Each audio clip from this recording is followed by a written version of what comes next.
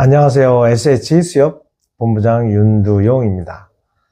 이번 영상부터는 본격적으로 요양시설에 대한 금융거래에 대한 내용을 다루어 보도록 하겠습니다.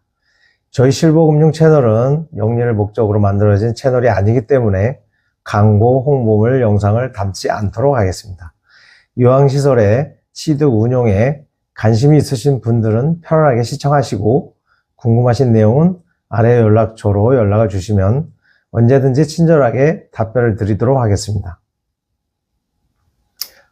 본부장님, 그러면 이번 영상에서 말씀해 주실 내용은 주로 어떤 것들이 담겨 있는지 요약해 주실 수 있나요?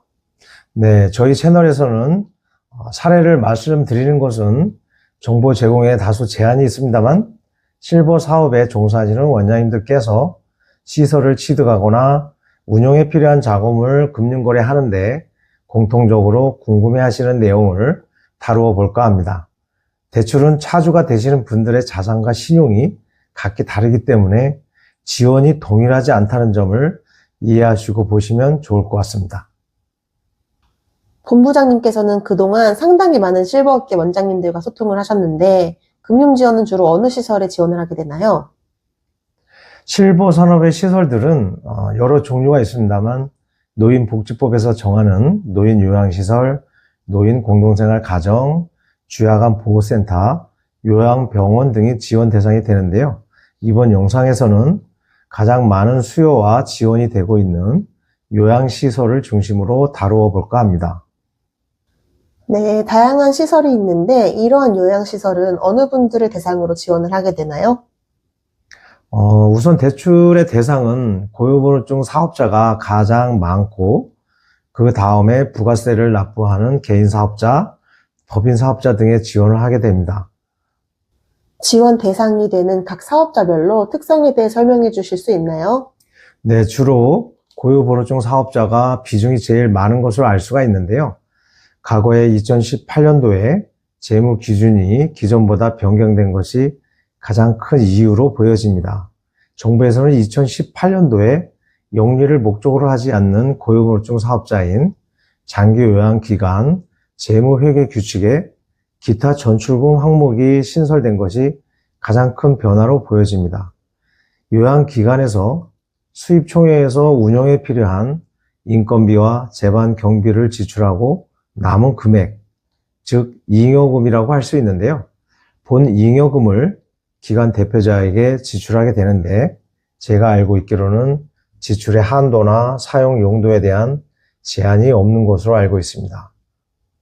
그럼 고유번호증 사업자 대표님은 수입 지출 관리를 잘 하셔서 순수 잉여금으로 추가로 시설을 취득하시거나 증설하는 데 유익하겠네요?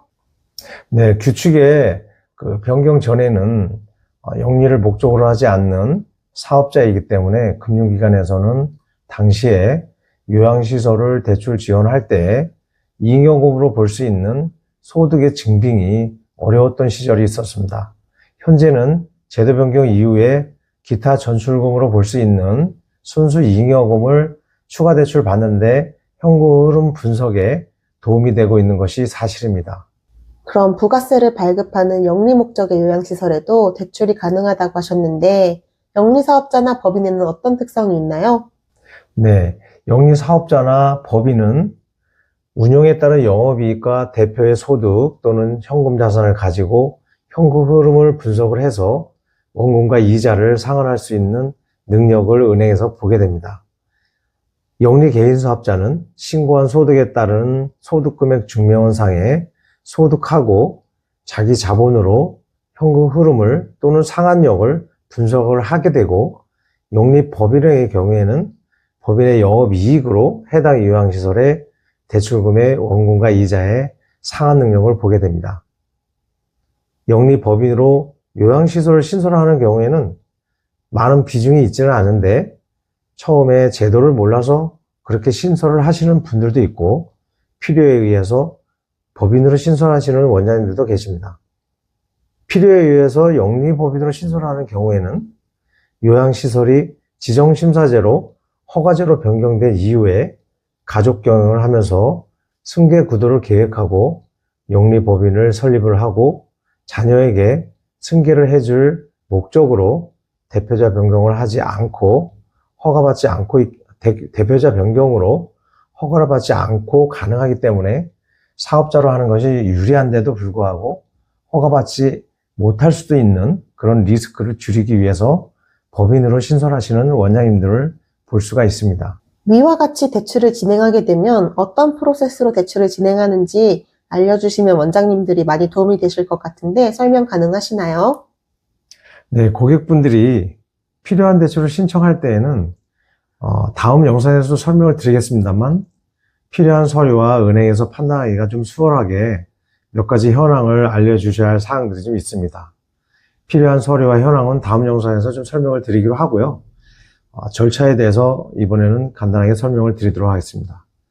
우선 고객분들이 원장님들이 예를 들어 매매로 시설을 취득하실 때 시설 담보로 대출 요청을 하시게 되면 금융기관마다 약간씩 다를 수는 있지만 차주 당사자 서류하고 운용할 사업자 관련한 서류, 담보자산에 대한 서류를 제시를 해주시면 은행에서는 우선 차주의 신용등급을 산출을 하고 대출 가능한 차주인지 확인을 하게 됩니다. 그 다음에 담보감정을 의뢰해서 가능 금액을 산출하게 되는 거죠. 그리고 그 다음에 영업점장의 정결 금액이라면 영업점에서 자체 심사를 해서 지원을 하게 되고 여신심사위원회의 승인을 듣게 하는 경우에는 그러한 큰 규모의 대출 금액이면 위원회의 심사 자료를 작성해서 승인을 올리고 위원들 또는 심사역들이 현장 답사를 해서 위원회에서 결정을 하게 되는 그런 절차를 일반적으로 은행에서는 가지게 됩니다. 이러한 접수부터 심사 단계별 심사 과정을 거쳐서 승인이 되는 기간은 건별로 모두 다르겠지만 일반적으로 2주에서 3주 정도가 소요가 됩니다. 오늘 영상은 여기까지 설명을 드리도록 하겠습니다. 다음 영상에서는 대출 심사에 대한 내용을 다룰 예정입니다.